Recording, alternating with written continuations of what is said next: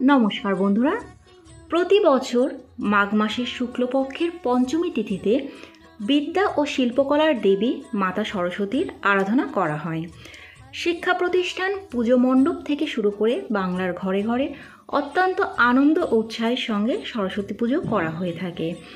বীণা রঞ্জিত পুস্তক হস্তে, অর্থাৎ যার এক হাতে রয়েছে বীণা আর অন্য হাতে রয়েছে পুস্তক। মাঘ মাসের শুক্লপক্ষের পঞ্চমী তিথিতে সরস্বতী পুজো করা হয়ে থাকে বলে এই দিনটিকে বসন্ত পঞ্চমী বা শ্রী পঞ্চমীও বলা হয়ে থাকে।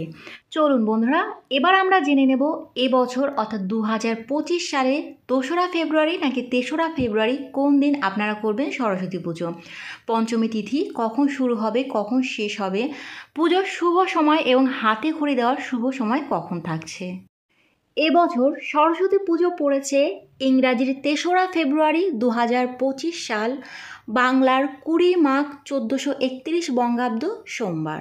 শ্রী পঞ্চমী তিথি শুরু হবে তার আগের দিন, অর্থাৎ ইংরাজির 2রা ফেব্রুয়ারি, বাংলার 19 মাঘ রবিবার দুপুর 12টা 14 থেকে। শ্রী পঞ্চমী তিথি থাকবে ইংরাজির 3রা ফেব্রুয়ারি, বাংলার 20 মাঘ সোমবার সকাল 9টা 57 পর্যন্ত।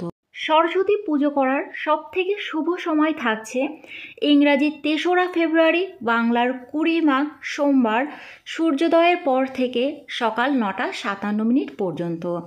যেসব ছোট শিশুরা হাতে খড়ি দেবেন তারা উপবাস থেকে এই সরস্বতী পুজোর শুভ সময়ের মধ্যে হাতে খড়ি দিয়ে দেবেন।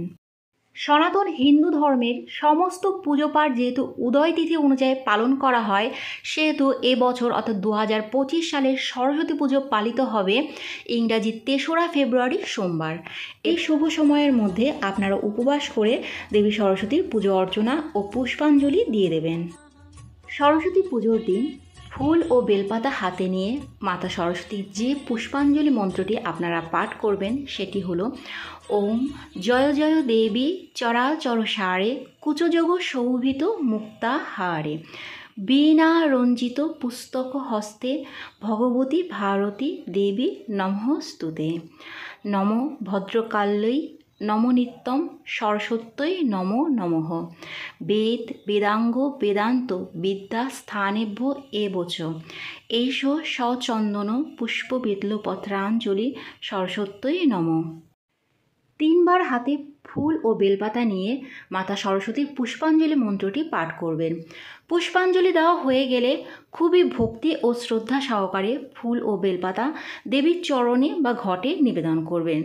দূর থেকে কখনোই ছুঁড়ে ফুল ও বেলপাতা দেবেন না।